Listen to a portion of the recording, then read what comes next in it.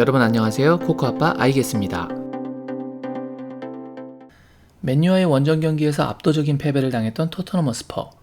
그들의 다음 상대는 서서히 강팀의 반열에 오를 준비를 하고 있는 뉴캐슬입니다. 뉴캐슬은 아스날과 맨시티와 더불어 현재까지 단 1패밖에 하지 않은 팀입니다. 결코 쉽게 패배하지 않는 클럽이 되었습니다. 토트넘은 이런 뉴캐슬을 상대로 그들에게 패배의 쓴잔을 들게 할 수 있을까요? 아니면 오히려 그 고배를 본인들 스스로 마시게 될까요? 오늘은 그와 관련된 이야기를 해보려고 합니다. 그럼 그 이야기 바로 시작하겠습니다. 뉴캐슬은 분명 수비가 강한 팀입니다. 현재까지 패배가 가장 적은 팀들 중 하나라고 말씀드렸었는데요. 그 이유 중 가장 큰 요인은 프리미어리그 전체에서 아직까지 유일하게 한 자릿수 실점을 한 팀이기 때문일 것입니다. 뉴캐슬은 닉 포프의 맹활약에 힘입어 클린시트 경기 5번과 실점은 단 9골밖에 하지 않은 수비가 막강한 팀이 되었습니다. 실점을 잘 하지 않기 때문에 당연히 패배도 적은 것이겠죠. 특징적인 것이 크로스나 코너킥을 통한 헤더 실점이 거의 없습니다. 그 이유 중 가장 큰 부분은 아무래도 장신 수비들 때문일 것입니다. 센터백인 보트만 195cm, 쉐어 189cm, 넨번 198cm, 이렇게 3명의 선수들이 장신숲을 만들고 있습니다.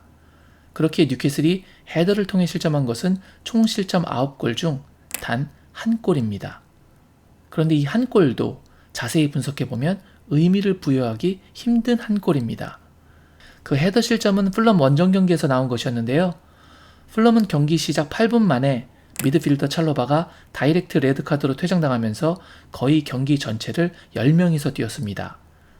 게다가 37분에는 풀럼의 간판 공격수 미트로비치까지 부상으로 나가버렸죠. 팀의 밸런스가 이렇게 무너져 버리자 풀럼은 계속해서 실점하기 시작했고 후반 57분에는 0대4까지 경기가 기울어지게 됩니다. 그러자 뉴캐슬의 에디아우 감독은 시간차를 두고 교체카드 5장을 다 사용했는데요. 여기서 뉴캐슬 공격의 척추인 기말랑이스와 칼럼 윌슨을 교체 아웃시키고 무엇보다 앞서 말씀드렸던 수비숲을 이루던 장신들인 보트만, 쉐어, 덴번, 이렇게 3명을 모두 덴번에 교체 아웃시킵니다. 죄송합니다. 상대 선수 1명 퇴장, 간판 공격수 부상 아웃, 4골 차의 대승, 공격과 수비의 중심들 대거 교체. 후반 88분, 헤더 실점 당시의 뉴캐슬은 집중력도, 의지도, 수비에서 강점인 높이라는 하드웨어도 모두 사라진 상태였죠.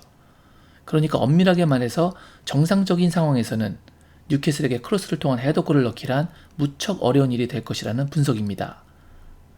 그렇게 토트넘이 이번 뉴캐슬을 상대함에 있어서 절대 크로스 위주의 전술을 들고 나가선 안 될 것이고, 그와 연결해서 생각하자면 이번 경기에서 페리시치를 선발 라인업에 올리는 과오를 콘테가 반복하면 안 된다는 것을 알 수 있습니다.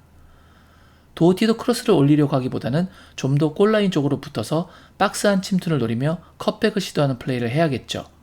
물론 어디까지나 로얄이 아니고 도어티가 나온다는 가정하에서 그렇습니다. 로얄도 골라인까지 파고드는 성향이 아니라 어중간한 위치에서 크로스를 올리기 때문에 뉴캐슬전에 맞는 성향의 윙백이라고 보이지는 않습니다. 이제 상대 수비에 대한 이야기를 잠시 해봤으니 이번에는 상대 공격에 관한 이야기를 좀 해볼까 합니다. 현재까지 나오고 있는 정보에 의하면 뉴캐슬은 부상으로 경기를 못 뛰는 선수가 5명, 출장이 불확실한 선수는 1명입니다. 그중 뉴캐슬에서 가장 위협적인 사나이 중 1명인 생 막시맹은 부상으로 결장이고, 이번 시즌 최고 이적료를 주고 영입했던 이사크도 부상으로 결장입니다. 또한 허리에서 공격적인 역할을 해주는 미드필더 조 엘링턴은 부상으로 출전이 의심스러운 상태고요. 위협적인 공격진이 2-3명이나 뛰지 못한다는 것은 분명 토트넘 입장에서는 호재입니다. 생 막시맹은 이번 시즌 경기당 XG 값이 0.2고 경기당 XA 값이 0.32이기 때문에 두 개를 합산하면 90분을 뛰면서 팀에게 0.52, 약 반골의 기회를 제공하는 선수입니다. 그리고 이런 수치에 드러나지 않는 드리블을 통한 경기를 휘젓는 능력까지 겸비하고 있죠. 또한 출전이 의심되는 조 엘링턴의 경우 90분당 XG 0.13, XA 0.09로 한 경기에서 팀에게 0.22골의 기회를 제공하는 선수입니다. 마지막으로 부상 결장하는 이사크도 90분당 XG 0.22, XA 0.02로 팀에게 경기마다 평균적으로 0.24골을 제공하는 이사크 되시겠습니다. 이 3명이 모두 나오지 못할 때 뉴캐슬의 득점력은 0.98의 기대값을 손실하게 됩니다. 통계적 확률로 봤을 때 거의 한 골을 놓치는 셈이죠. 뉴캐슬의 이번 시즌 경기당 평균 득점이 1.64골이니까 0.98골의 확률 손실은 분명 적다고 볼 수는 없겠습니다. 그렇다고 뉴캐슬이 만만해지는 것은 아닙니다. 그들은 유럽 대항전에 나서지 않기 때문에 체력적으로 유리합니다. 그리고 여전히 공격진에는 무서운 선수들이 존재합니다. 당연히 주의해야 할 선수는 공격수 칼럼 윌슨이겠지만 그보다 더 위협적인 선수는 알미론입니다. 분석을 위해 알미론의 플레이를 많이 봤는데요. 접고 들어오다가 왼발로 때리는 슈팅이 좋은 것은 말할 것도 없고, 더욱 무서운 점은 박스 근처에서 동료에게 볼을 주고 침투하면서 원투 침투 패스를 받는 것을 이용한 공격이었습니다. 이 플레이를 상당히 많이 시도했고 그게 매우 위협적이었습니다. 특히 이 플레이를 위협적이라고 생각해낸 부분은 알미론이 상당히 이타적이라는 것이었습니다. 분명 슈팅을 욕심낼 만한 탐욕 상황에서도 동료가 좋은 위치에 보이면 패스를 내어줬습니다. 하지만 본인에게 정말 좋은 상황이라고 판단되면 과감하게 슈팅을 가져갑니다. 왼발로 박스 근처 하프 스페이스에서 때리는 슈팅도 매우 좋은 편입니다. 그런 중거리 슈팅력이 받쳐주기 때문에 기대 득점 4.15골보다 더 많은 5골을 넣을 수가 있었겠죠. 토트넘이 승리하기 위해서는 이 알미론의 플레이를 막아야 합니다. 주로 트리피어는 오버래핑하며 수비의 시선을 끌어주고 알미론이 롱스테프나 기말랑이스에게 패스를 준 후 빠르게 침투하는데요. 이때 동료들이 원터치로 바로 침투 패스를 넣어줍니다. 이걸 차단하는 것이 토트넘 수비 전술의 핵심이 될 것으로 보이고 스피드 경쟁에서 밀리면 안 되기 때문에 벤 데이비스 또는 랑글레와 세세뇽 또는 페리시치가 정말 잘 막아야 할 것으로 생각됩니다. 이번에는 토트넘 입장에서 생각해 보겠습니다. 토트넘은 이번 경기에서 3-4-3을 사용할까요? 3-5-2를 사용할까요? 콘테가 기자회견장에서 이와 관련된 질문을 받았습니다. 기자는 콘테에게 맨유전에서 3-5-2 포메이션보다 선수들이 못해서 진 것 같냐고 물어봤는데요. 콘테는 패배의 원인이 3-5-2 때문이 아니라고 답했습니다. 그리고 지금 상황에서는 3미드를 놓는 것이 최선의 상황이라고 답변했습니다. 콘테의 답변에 비추어 봤을 때 이번 경기에서도 3-5-2를 선택할 가능성이 매우 높다고 전망됩니다. 제가 봤을 때 포메이션의 상성은 나빠 보이지는 않습니다. 뉴캐슬은 이번 시즌 3-5-2 전형을 상대한 적이 한 번도 없지만 그와 가장 유사한 포메이션이었던 브라이튼의 3-4-1-2를 만나서 매우 고전했습니다. 그날 닉 포프의 미친 선방쇼가 없었다면 브라이튼이 승점 3점을 가져가는 것이 합당했죠.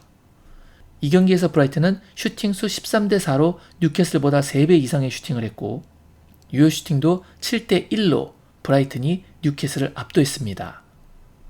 콘테는 기자회견장을 떠나며 쿨루셉스키를 11월 마지막 경기 전에는 봤으면 좋겠다고 기자들에게 말한 것으로 보도가 되었기 때문에 사실상 월드컵 이전에 그를 보는 것은 매우 힘들어 보이고 그렇다면 3-5-2 전형의 전술적 완성도를 빨리 올리는 것이 시급해 보입니다.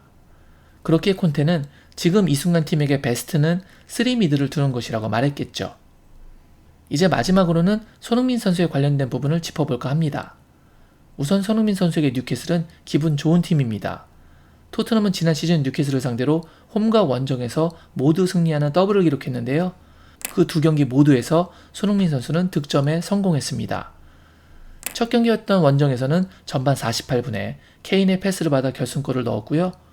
두 번째 경기였던 홈 경기에서는 43분에 벤 데이비스에게 어시스트를, 54분에는 쿨셉스키의 패스를 받아 득점에 성공했습니다.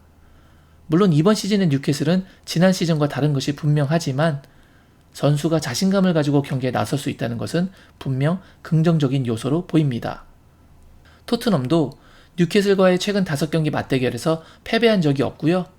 최근 홈에서는 10연승을 기록할 만큼 손흥민 선수와 마찬가지로 팀적으로도 좋은 모습을 보여주고 있습니다. 손흥민 선수는 피지컬이 좋은 파비안 셰어나 스벤 보트만을 중앙 지역에서 상대하기보다는 공격 가담을 많이 하는 트리피어의 왼쪽 측면에서 침투를 시작하는 역할이 더 좋아 보입니다. 지난 맨유 경기에서처럼 해리 케인과 종쪽으로 겹치기보다는 아주 약간 와이드하게 벌린 상태로 측면과 대각선 침투를 모두 염두에 둔 플레이가 더 위협적일 것으로 생각된다는 이야기입니다. 왜냐하면 셰어나 보트만이 상대적으로 속도가 느린 선수이기는 하나 속도 경쟁이 붙기 전 피지컬로 밀어붙이면서 몸싸움을 시도할 수 있기 때문에 직선적인 경쟁보다는 대각선적인 경쟁이 더 유리할 것입니다. 그냥 직선으로 뛰면 단순히 스피드 하나만을 가지고 싸워야 하지만 대각선으로 뛰면 속도와 민첩성을 이용한 방향전환이라는 두 가지 장점을 모두 활용할 수 있기 때문이죠. 이렇게 덩치가 큰 선수들이 순간적인 방향전환에 고전하는 경우가 많습니다. 물론 안 그런 수비도 있습니다만 아무튼 그리고 손흥민은 어느 쪽으로 방향을 틀던 간에 양발잡이라서 더욱 유리하고요. 만약 손흥민이 대각선 침투를 가져갈 때 발빠른 세세뇽이 오버래핑을 해준다면 상대 수비는 더욱 수비하는 것에 혼선이 발생하겠죠. 둘 사이에 원투 패스나 컷백 플레이도 효과적이라고 보이고요. 손흥민 선수 이번 경기에서 꼭 득점하면 좋겠고요. 토트넘도 부디 지난 패배를 잊고 이번 경기에서는 좋은 모습 보여주길 기대합니다. 오늘 제가 준비한 영상은 여기까지였습니다. 오늘 영상이 마음에 드셨다면 구독, 좋아요, 알림 설정 부탁드리겠습니다. 저는 다른 더 재밌는 영상으로 여러분께 인사드리겠습니다. 그때까지 늘 건강하세요. 역시 I guess.